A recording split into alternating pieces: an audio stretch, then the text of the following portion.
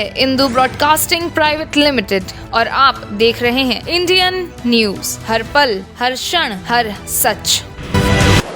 अध्यक्ष महोदय, आपने मुझे बोलने का इजाज़त दिया, मैं आपकी आभारी हूँ। भारतीय राष्ट्रीय कांग्रेस की तरफ मैं नारी शक्ति बंधन अधिनियम 2023 के समर्थन में खड़ी हुई हूँ।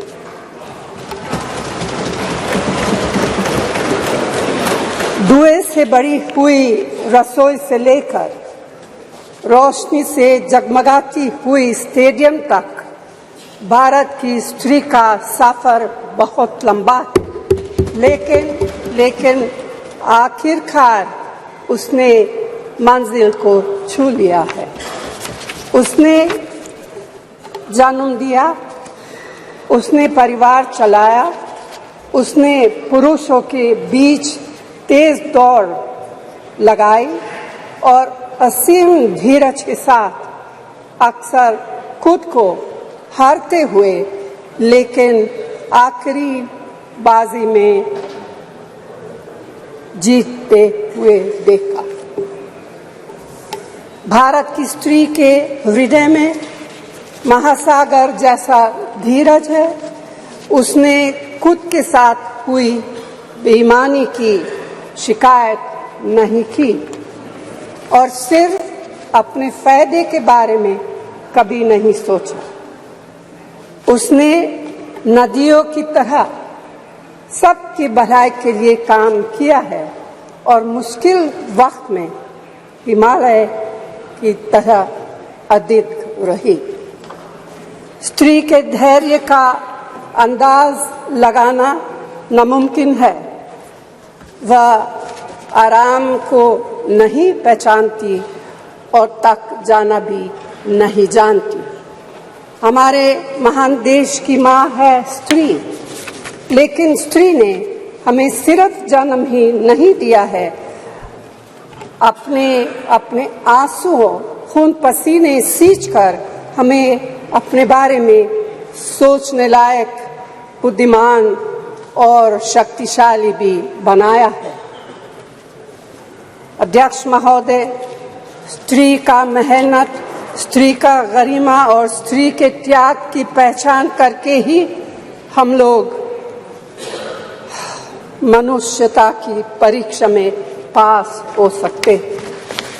आज़ादी की लड़ाई और नए भारत के निर्माण के हर मोर्चे पर स्त्री पुरुष के साथ कंधे से कंधा मिलाकर लड़ी है।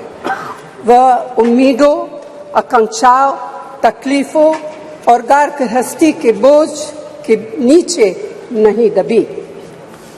सरोजिनी नायडू, सुचेता कृपलानी, अरुणा असफ अली, विजयलक्ष्मी पंडित, राजकुमारी अमृत कौर और उनके साथ तमाम लाखों महिलाएं से लेकर आज की तारीख तक स्त्री ने कठिन समय में हर बार महात्मा गांधी, पंडित जवाहरलाल नेहरू, सरदार पटेल, बाबा साहब अम्बेडकर और मौलाना आजाद के सपनों को जमीन पर उतारकर दिखाया है।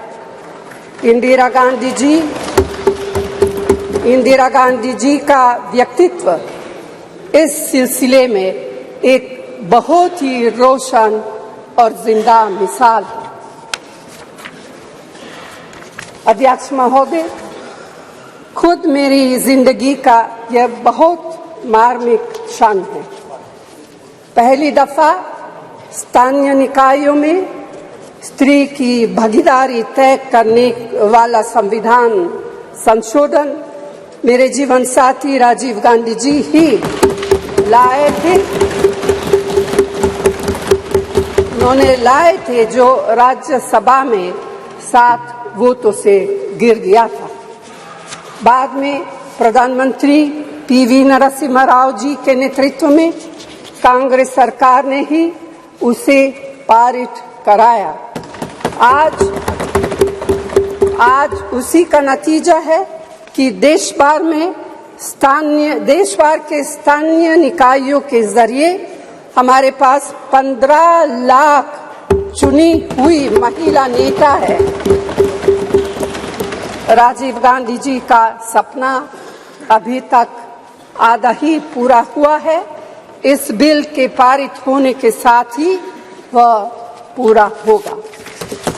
अध्यक्ष महोदय, कांग्रेस पार्टी इस बिल का समर्थन करती है। हमें इस बिल के पास होने से खुशी है, मगर इसके साथ साथ एक चिंता भी है। मैं एक सवाल पूछना चाहती हूँ। पिछले 13 वर्षों से भारतीय स्त्रियां अपनी राजनीतिक जिम्मेदारी का इंतजार कर रही हैं और अब उन्हें कुछ वर्ष और इंतजार करने के लिए कहा जा रहा है। कितने वर्ष? 2 वर्ष, 4 वर्ष, 6 वर्ष, 8 वर्ष? क्या भारत की स्त्रियों के साथ बर्ताव उचित है? भारतीय राष्ट्रीय कांग्रेस की मांग है कि यह बिल फौरन अमल में लाया जाए, लेकिन इसके साथ ही कास्ट सेंसस कराकर शेड्यूल ट्राइब, ओबीसीज की महिलाओं के आरक्षण की व्यवस्था की जाए।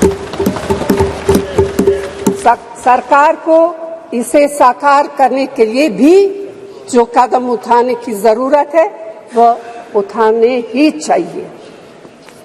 अध्यक्ष महोदय, स्त्रियों के योगदान की स्वीकार करने और उसके प्रति आभार व्यक्त करना का यह सबसे उचित समय। इस बिल को लागू करने में और देरी करना भारत की स्त्रियों के साथ घोर नाइंसाफी है। भारतीय राष्ट्रीय कांग्रेस की तरफ से मैं आपके द्वारा सरकार से मांग करती हूं कि नारी शक्ति बंधन अधिनियम 2023 को उसके रास्ते की सारी रुकावटों को दूर करते हुए जल्दी से जल्दी लागू किया जाए। ऐसा करना न सिर्फ जरूरी है बल्कि संभव भी है। धन्यवाद।